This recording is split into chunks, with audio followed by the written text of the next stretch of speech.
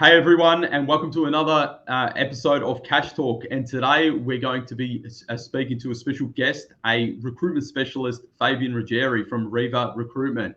We'll be speaking today about how to nail that next promotion to help you elevate your income. Obviously, it's one of the big levers that people can pull to help get them to where they need to get to. So, Fab, thanks for joining us today. Thanks, John. Pleasure to be on your podcast. We've known each other for a very long time, from We the have. local area of East Killor and now to running our own respective businesses and building media brands. It's been great to connect, and thank you for having me on your podcast. No, that's it, man, and glad to have you on. I've been loving watching your journey. Obviously, we started in similar places, and we've kind of ended up in two separate areas in regards to the profession, and that probably, Fab, leads me on to a little bit before we get started. Maybe just tell us a little bit about Riva, what Riva does, and how you kind of got to where you are now with Riva. Yeah, thanks, John. So Riva Recruitment is a financial services recruitment firm. We're based in Melbourne. We do recruitment all over Australia. So when we talk about financial services, we do obviously financial planning, which is the area that you're in, John.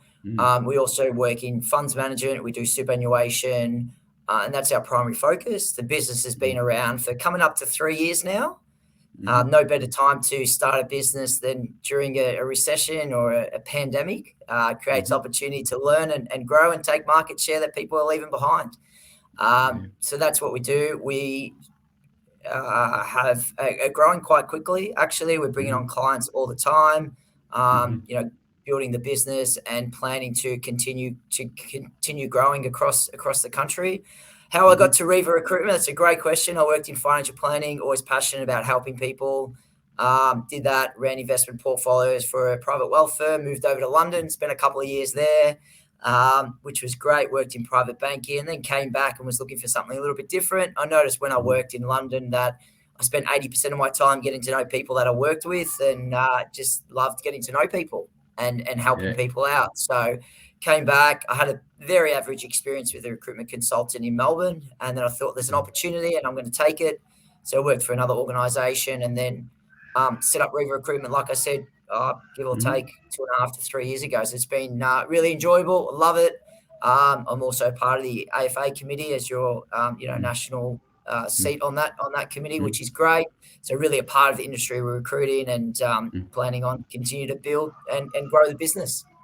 Yeah, awesome, mate. And great story. And one of the reasons why, Fab, I wanted you to jump on this podcast as well, too, is that for people that aren't in the financial services industry, the financial services industry is pretty competitive in regards to, being able to get promotions and get, even that job that you want to nail. And it's one of the areas that's, you need to be at your best to be able to do this. And Fab, there's no better person in the profession than you to be able to kind of illustrate today for the viewers and for the listeners how they can do this and actually how they can get that promotion or get that new job. So what I want to start with, Fab, is just a question around, what's the best way to start the conversation around a pay rise and a promotion? So, people might be sitting there going, I'm working, but I should be getting paid more. How do you start that conversation? Yeah, it's a great question. I think you just need to understand, well, what are you worth in the market? So you might think you're worth a lot of money, but, and you're doing a great job and maybe you didn't get a pay rise. And, we know inflation's at 6%. And if your wage is not going up, that means you're going backwards. So the question, you need to do your own market research, have a look online, have a look on Seek, see, if you are a civil engineer, what's a civil engineer getting paid at other organizations? Unemployment's at 3.5%. It's the lowest it's been in a very long time. We haven't seen wages go up. So it's because people aren't willing to have that discussion with their employer. So what you need to do is understand the market, where the market's at, maybe reach out to a recruiter and say, hey, this is what I'm doing at the moment. I'm considering opportunities. What's the market rate for someone with my skills? Okay. It gives you the information, the collateral, to then have the confidence to have a conversation with your employer. Okay. And when you do have that conversation and that, you actually feel that you're worth a little bit more, you need to make it professional. It's not about being by the coffee machine and be like, hey, John, I'm doing a great job. Can you look at my salary? And John's going to be like, good one. Would you like sugar with your coffee? Right. So you need to make it professional. Book in a meeting. If you feel you're worth more than what you're getting paid and you're worth a lot to the organization, then book in a meeting with your boss. Schedule an interview. Make it professional. But before you, and when you do that, make sure you write down, well, what value have you added to the organization? You're expected to do the responsibilities in your job position, like your day to day. You're expected to do. What are you doing beyond that? Like, are you taking control of the social media aspect of the business? Are you working on projects? Are you taking ownership of the change from one CRM system to another CRM system? What value are you adding beyond your day to day? Okay, because that's ultimately, and is there a monetary value to that? So, for instance, if you created a new process which resulted in the average, client having to, sign 3 or 4 different documents, and you have saved the business, 10 hours a week as doing that. Well, what is the monetary value to that? You don't have to be specific, but you need to make sure that sometimes as a business owner, you've got so much on your plate, you don't actually realize how much value some of your employees are doing. So you want your employees to actually bring that value and show you, wow, this person's great. This is what they've done. So you create a meeting. And then you have those points ready, but you don't go in and say, hey, I want a pay rise unless I'm leaving. Otherwise, your employees are going to say, well, you're a, sorry, I don't know if I can swear, you're a D. Yeah, it's all right. Maybe we don't want you in the business. So understand your value, but make it professional. Like, if you really want to work in that organization, tell your boss. Say, I really want to work here. I really enjoy working here. I see my career here. I feel that I'm probably getting underpaid based on what I've seen on the market. I had a recruiter reach out to me. They gave me some insight into what the market's paying. This is what I'm on. This is the value I've added to the organization. I wanted to come to you first because I trust you. We've got a great relationship. I want to stay in the business, but I feel that I probably need to be remunerated more in line with market. And I wanted to give you the opportunity, or us the opportunity, to discuss that and just get your perspective. And it's a great thing that you've talked around the preparation that's leading up to this discussion, because I found that, what I've seen is that people haven't been well prepared, and there needs to be the articulation of that value, because like you said, a lot of these business owners are extremely busy. They're expecting what needs to be done. Usually, if they're a good leader themselves and a good employer, if it's exceptional value, they'll see it, but they won't necessarily see the granular stuff that you're really getting wins for them on. And so preparation is one of the keys that I heard there, and that is something that needs to be done. Now, when you're in that promotion discussion and you are in that potentially trying to get that elevation of that income, what are maybe some good things that they should ask the employer? Like, one of the ones that I've spoken about on the podcast before is around simply asking the employer, for example, what do you think I need to do to get to where market research is? And having that open discussion around, this is where market is, this is where I am. I think that I'm already here. Well, what do you think it needs to take to get there? Is there any other questions that you think are really good and powerful that people can, take on board? Yeah, that's great. I think it's important, ask the question, do you have any feedback for me? How am I going? Am I exceeding expectations? Do I need to work on things? What do I need to do? And you're right, exactly right what you said, John. Like, you need to ask your boss about, what are you doing and how do you get to the next level? How do you get to the next stage? And there's no point in saying, well, I know Bob who sits next to me and he's earning 10 grand more than me and I do more work than him, because that's not what employers want to hear, right? They want to say, well, what can you add to the organization? What have you added and what can you add further to the organization? But I think it's really about, your employer might ask you, well, what is the market paying? Okay, what is the market paying for what you're doing? And then you can say, well, actually, someone for my role, 3 years of experience, that's done A, B, and C, he's earning $75,000. Now, I understand that you gave me opportunity in the organization, which I'm really grateful for, but this is what I've been able to do, and this is what the market's paying. So, I'm not expecting you to go, pay me well overs, but I do expect to be paid in line with the market. And obviously, I'm more valuable to this business than I'm another business because I know this business and I'm a part of this business. So I think that's really important. Just your boss might ask you, or maybe they'll do research. I'll open up their eyes and they'll do research, and they'll probably jump on Seek and they'll say, civil engineer, 3 years experience, what are they getting paid? Okay. And then the mindset, well, I'm in recruitment. I know how much I charge employers to find someone. And then you factor in training and development, and then, the time taken for that. So an employer doesn't want to lose employees. Like, it's actually a really big cost. It's cheaper to give someone a 10 or 15K pay rise than it is to hire a new person. But so the last thing you want 100%. the last thing you want to do is that, recruiter calls you and says, hey, I've got another role. It's paying an extra 10 or 15 grand. And then you leave and take that job when you don't actually know. Well, have the discussion with your employer first. And if your employer says, no, we don't value you, you're only worth 50 grand, I don't care if someone's willing to pay you 70. Well, then if they're not willing to value you like the market is, then maybe it is time to consider another opportunity.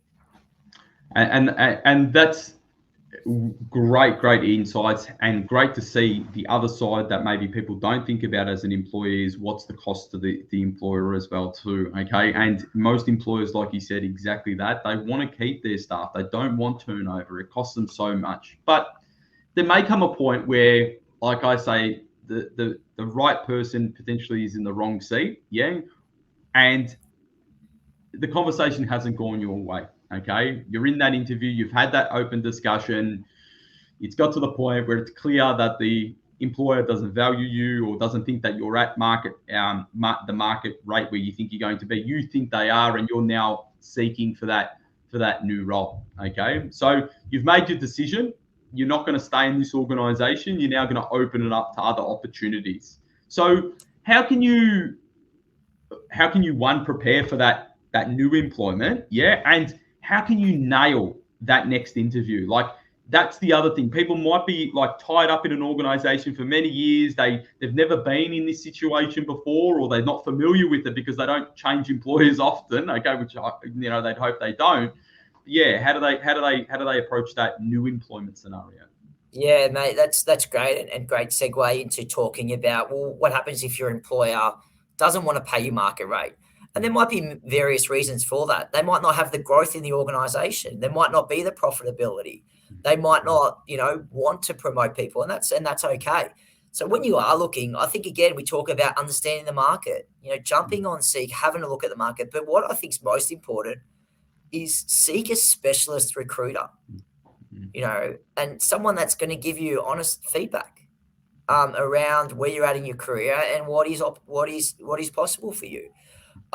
So then once you've engaged a recruiter, specialist recruiter, have a chat to them, have a look on Seek, see what else is out there. Now, when you get an opportunity to interview for a role, again, you said before, John, preparation is key. If you want to be successful, prepare, right? It's all in the preparation. So once you've prepared, by preparing, what you do is when you're about to go for an interview, make sure you understand the company, okay? Don't go in blindfolded. Understand the company. Well, what is their history? What are the values of that organization?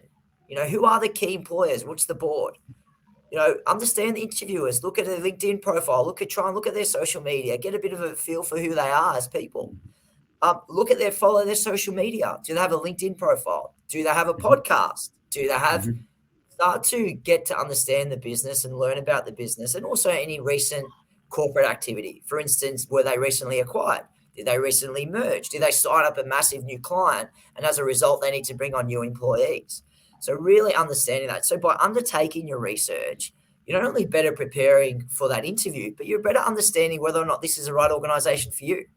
You might do that research and realize, shit, these are people, this is not an organization that I want to work with. Their values are not aligned to my values. So it's one thing getting a bigger salary, but it's another thing actually being happy in that organization and want to go into work every day and then work really hard to continue to grow and climb up that corporate ladder, or continue to grow and maybe become a partner in the firm. I was going to say, Fab, one of the biggest things that I've started to see a bit of a trend, and you'd have a greater insight with me, that a lot of people potentially aren't moving necessarily for pay, or not significant pay differences. There's a lot in regards to like the people, the culture, the values of the organization. Like a lot of the interviews that we've been having with candidates in regards to filling our own roles, they've been very intrigued about the culture and the people that sits behind it, because they're potentially coming from organizations, especially probably post-pandemic, where they feel that they're overworked, undervalued. They don't have that team environment. Are you seeing that trend as well to happen, where it's really around like that unhappiness and that not being, in that right team? Yeah, definitely. 70% of people get their greatest connection through their colleagues. You spend more time with your colleagues than you do with your family, with your friends, when you think about it. So, is it like if you're, and also, well, what's the work-life balance? What's the flexibility? What is important? So salary is one factor, and salary is really important. We need to live, we need to pay our bills, we need to pay our mortgage. We need to make sure that we're on track with our financial advisor. Like, that is really important. But also, like, there's no point in working at an organization where you get paid an extra 20 grand, but you're doing an extra 50% work. So if you're working 15 hours a day instead of 8 hours a day, but you're getting paid an extra 20% salary, but doing 50% work, if you work out the numbers per hour, you're probably not beneficial. So work out, well, what is the culture like? What is important? What is the values? And now, especially the next generation, values are really important. Like, what do you stand for as an organization? What commitment do you have to the community? What commitment do you have to your employees? Employees have choice. So if you can't offer that, the aligned values, then it doesn't matter how much you'll pay. You might pay someone 100, 10 or 20 grand over, but you realize that they'll leave pretty quickly. And if you've got to be mindful as well, if someone's paying a higher salary, it's because they can't attract people with their other benefits that they had as an organization. So that's something to be really mindful of as well. And that's a great one. And for people looking to, move ship or jump to another organization, a lot of people fear, obviously, the grass not being greener on the other side. But, making sure what Fab said around preparing to know the business, understand the leaders, understand the people that, are driving the philosophies and the values that sit behind that organization. Because ultimately, even if you jump ship and you earned $1 more, you don't want to be working harder. You want to be working, in the environment, in the right culture, with the right people around you, supporting you for your career growth. And one of the big things that we focus on in our business very much is the well-being of our staff. One of our staff that we've got, and we've got at the moment around 18, 19 employees, is to make sure that we're checking in on their well-being. In most organizations, people are working full on. They're working, they're not necessarily working long hours. It's just I call it the rev meter. They're revving all day. And so we need to be making sure that their physical and their mental well-being is where it needs to be. We're doing a business day on Friday, for example, Fab, and I've organised a masseuse to come, and they're giving all of my team kind of massages. And, my staff came out to me and they're like, "Oh my gosh, John, I haven't had a massage in like 5 years. I haven't done this." And it's these little things where we do this. And this is not for me just like, it's not a monetary thing. Obviously, these guys have monetary kind of, KPIs and bonuses that they kind of reach. But these are the nice things that it's nice to get together, have a business day, enjoy some lunch together, work at, on the values and the culture, and also have a little bit of well-being time as well. And I think the other thing as well too, with the practice manager that does run this for our organization, it's these regular check-ins to make sure that people aren't, burning themselves out. It's a very, very common thing in regards to burnout. So if you're an employee looking for an employer, what's your employer doing for also your well-being? Because like Fab said, you're spending a hell of a lot of time in this organization. You don't want to end up getting paid, say, 20 grand more, but your health is deteriorating. Your mental health is not deteriorating. You're snappy at your family, all of that stuff. Now, yeah, definitely, John. And that's why it's really important when you consider a role, maybe ask, and maybe we could talk about going into an interview, but ask, what is your employee value proposition? What do you offer other than a salary? Yeah. It's a question. It's questions that need to be asked, Fab. And I find that people don't prepare very well, obviously, as an employer myself. And let's flesh these out. The well-being ones, definitely. What do they do after? What are some other questions that they should maybe be asking to get a little bit of extra insight? Because obviously probably the salary and the job description speaks for itself, but it's probably what's outside of that, isn't it? Yeah, I think the question is, as an employer, I want to hire someone for the long term. I don't want to hire someone that's 12 months and leaves. So as an employee, you want to know, well, where is your role potentially going to be in the next 3 to 5 years? So that's a really good question. Where do you see me in this organization in 3 to 5 years? And as an employer, then they're thinking, wow, this person wants to be in my organization in 3 to 5 years. Okay, they're thinking long term. So that creates an opportunity for them to say, well, has this employer, this company, actually thought about my career growth and my progression? Or have they not?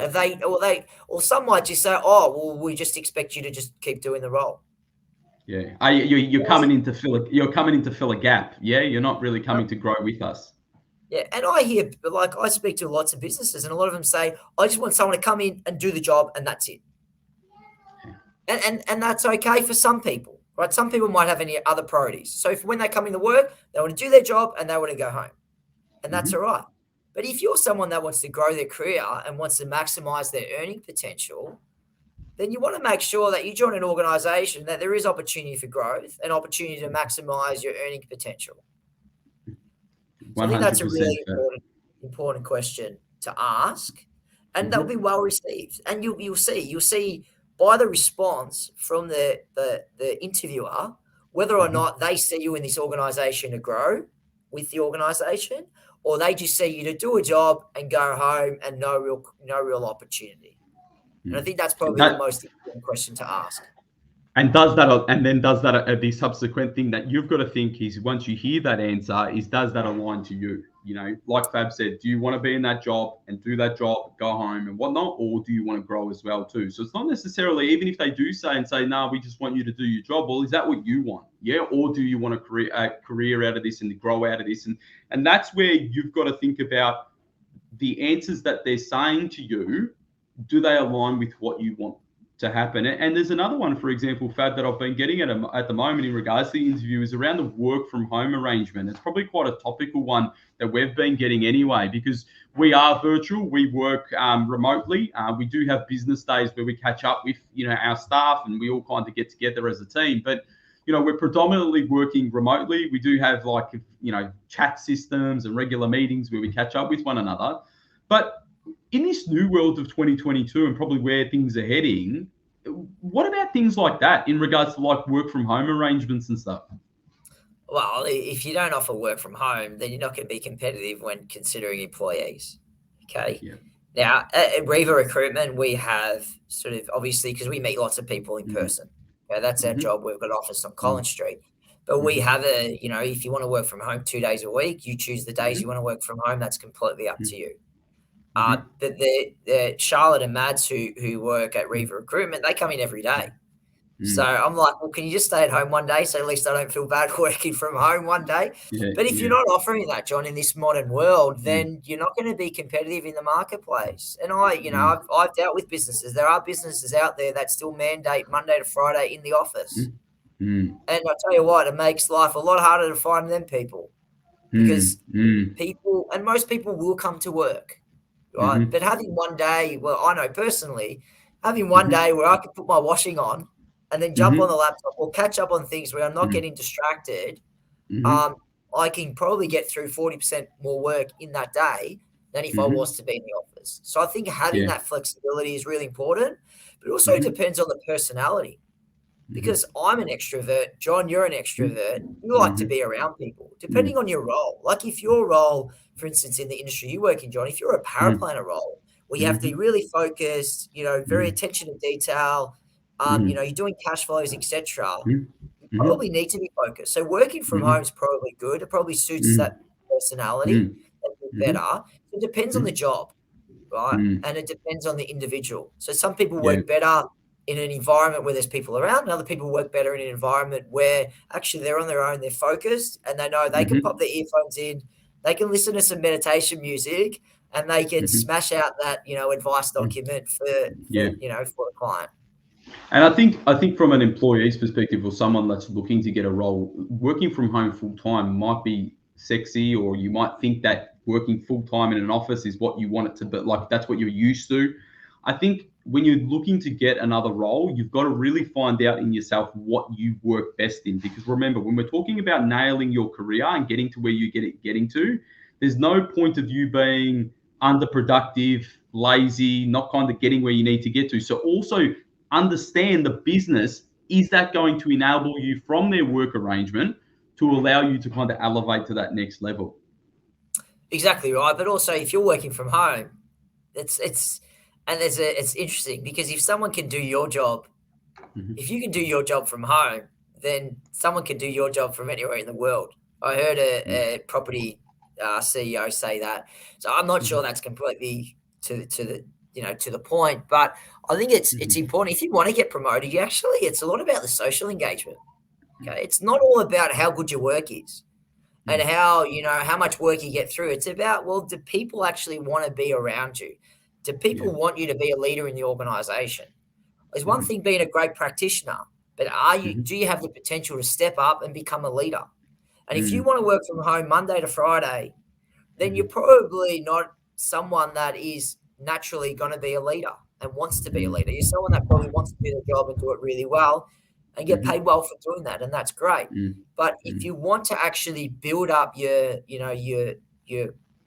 relationships in the organization and grow your career, I'd suggest you're in the office, 3 days a week, and any chance you can get, you're bumping into the CEO at the coffee machine and saying, "Hey, how was your weekend?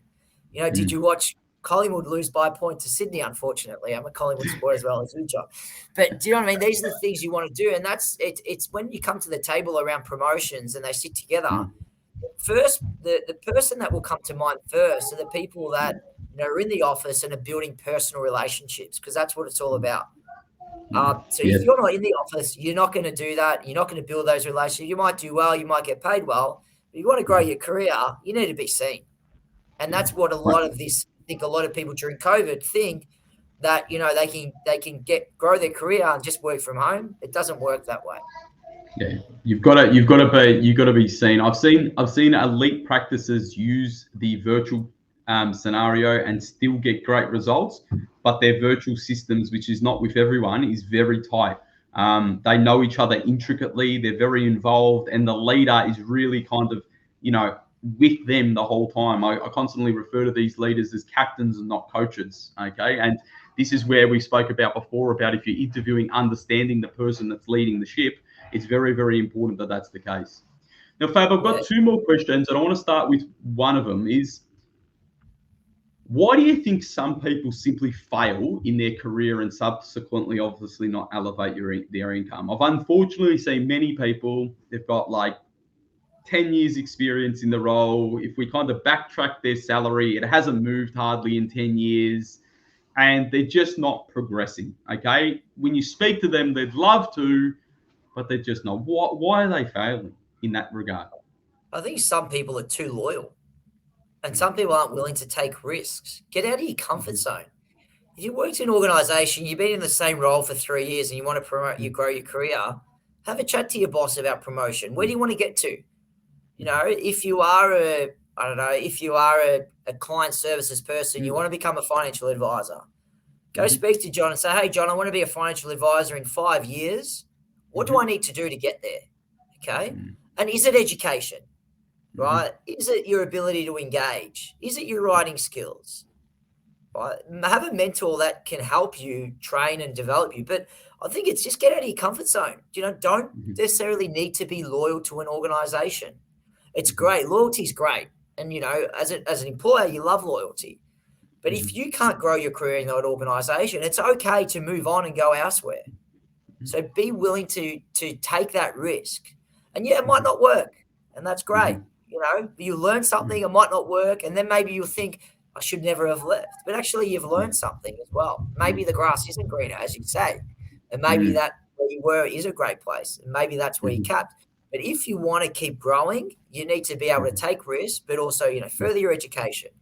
Understand your skills. If you find that maybe your public speaking skills aren't great, maybe you look at a course. But I think it's really about just having, speaking to your employer and ask them, well, how do I get to that next stage? What do I need to do? Because there's plenty of opportunities to, educate yourself, whether it be through, university or specialist course or LinkedIn Learning or whatever it might be, or there's a thing called Toastmasters for public speaking, which is free. So if you struggle with public speaking and you need to do that to elevate your career, go to that. Be willing to put yourself out there, learn, but be open to feedback. If someone says, if I'm an employee of you, John, and I say, hey, John, what do I need to do to get to the next level? And you say, Fabian, well, you actually need to improve your communication skills. Don't then go say, oh, John doesn't know what he's talking about.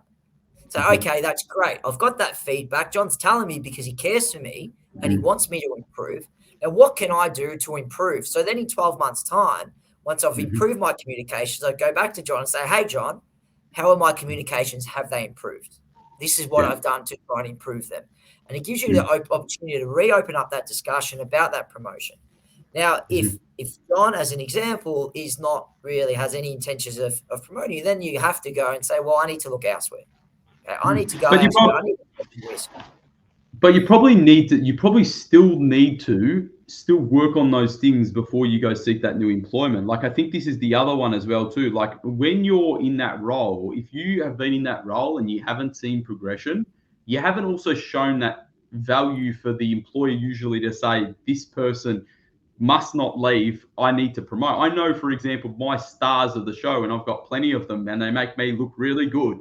They get pay increases before they even ask me. Yeah. And up until now, that has been the case. And the reason why that is the case is because we're constantly having check-ins. We've got these processes in place. I'm looking out for them, and I understand that people is the biggest thing that I've got behind me to get to where I need to get to. So I think these feedback things that you do get, if you're going to look for that new employer, look at them.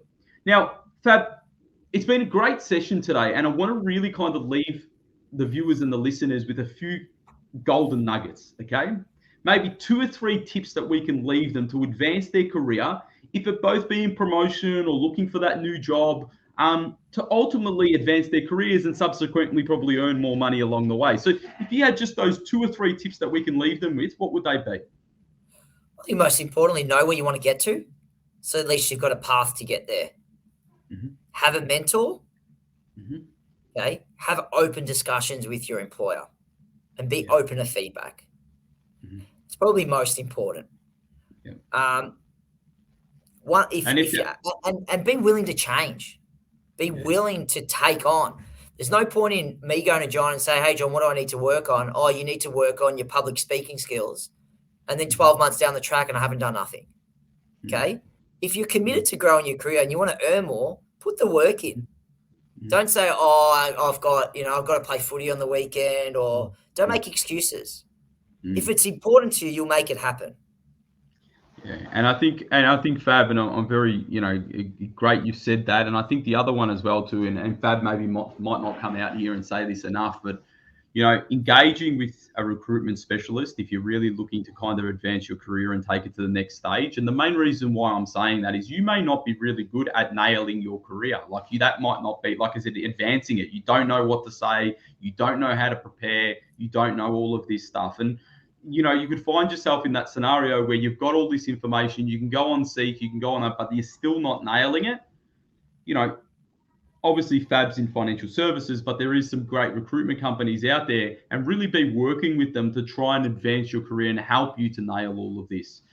But Fab, I want to really thank you for jumping on today. It's been really good. There's some really golden nuggets for people if they want to kind of get their promotions and obviously, maybe nail that new job interview and ultimately to advance their careers and elevate their income. So thank you very much for jumping on CashTalk. And mate, I'm going to have you around because there's a few other chats that I have about this. And so we'll have to get you on again. Yeah, awesome. Really appreciate it, John. And I've, as a Riva Recruitment, we've written some articles on this, so happy to share them as well if you'd like to share them with your audience. But really appreciate it. Love the chat. Always love chatting to you, John. Doing some great things and keep up the good work. Thanks, mate. All right. Have a great one. Cheers, Fab. Cheers. Bye.